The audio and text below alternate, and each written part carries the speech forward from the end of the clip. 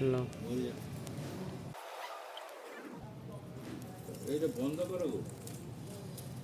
নমস্কার। ওম।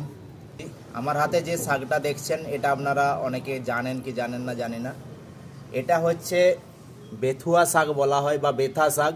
এটা গ্রাম বাংলায় খুব অযত্ন সহকারে মাঠে ঘাটে বেড়ে ওঠে, আর এর কোনো যত্ন মানুষ করে না, এমনি মাঠে ঘাটে হয়ে আছে। যেমন আমাদের এখানে আলু জমিতে খুব ভালো হয়, সর্ষে বিলে ভালো হয়, তা আমার বাড়িতে অলরেডি এমনিতেই বেরিয়ে গেছে।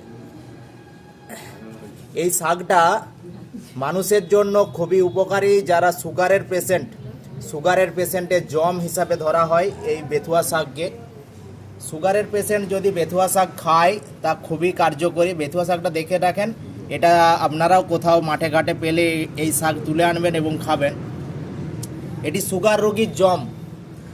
এই শীতকালে এই বেথুয়া শাক খুব পাওয়া যায়, এখনও টুকটাক বাজারেও পাওয়া যায়। এগুলা আনে শাকের রস করে খেতে পারবেন বা ভাজা করে খেতে পারবেন। এই শাককে যেমন খুশি করে খান।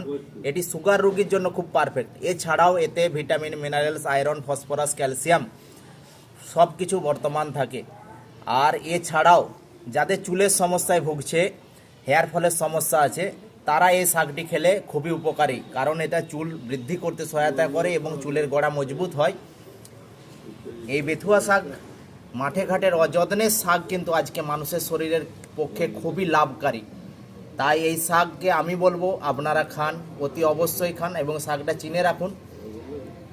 এইভাবে মাঠে ঘাটে দেখলে পেয়ে যাবেন। আর এই শাকের তরকারি খান, এই শাকের সিদ্ধ করে ভাজা খেতে পারেন, যে কোনো উপায়ে শাককে খান। আর আপনার সুগারকে কন্ট্রোল করুন, হেয়ার ফলকে কন্ট্রোল করুন। এছাড়াও আরও শরীরে ভিটামিন মিনারেলসের ঘাটতিকে মেটাতে সহায়তা করে। বিষবিহীন এই সুন্দর শাক প্রকৃতির বুকে ঠিক এই শীতের সময় গড়ে উঠছে। আহা, সকলকে এই বলে আজকের এই ক্ষুদ্র প্রয়াস আমার সমাপ্ত করলাম।